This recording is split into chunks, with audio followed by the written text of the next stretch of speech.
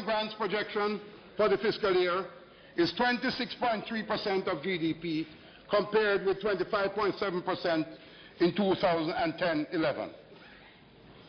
Tax revenue is budgeted to grow by 10.2% over collections last year.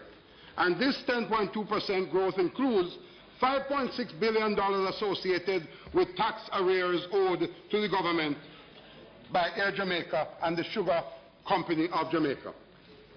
The counterpart is included in the estimates of expenditure. When these amounts are excluded, tax revenue is projected to grow by 8.1% relative to the 5.3% growth in the previous fiscal year. This is an accounting measure, but we have to clean up the books, and we have to ensure that these payments for statutory deductions and so on are paid so that the employees benefit from their deduction. Non-tax revenue is projected to be 11.7% below collections.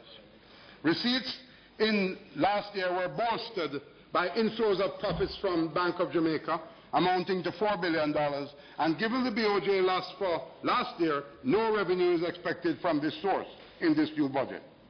With respect to the bauxite levy, the downturn in the bauxite alumina industry that carried over from 09-10 into last year, occasioned largely by the fallout in global demand as well as higher input costs, is expected to be reversed in this new fiscal year. It is anticipated that the industry will continue to experience some recovery in production and exports as a result of plans to reopen with Darko's plant in Kirkvine, which will translate into increased levy inflows. Capital revenue estimates of $9.2 billion are $5.6 billion more than collections in the previous fiscal year, and are due primarily to the repayment of unlent loans amounting to $8 billion by the Development Bank of Jamaica. This relates, of course, Mr. Speaker, to the liquidity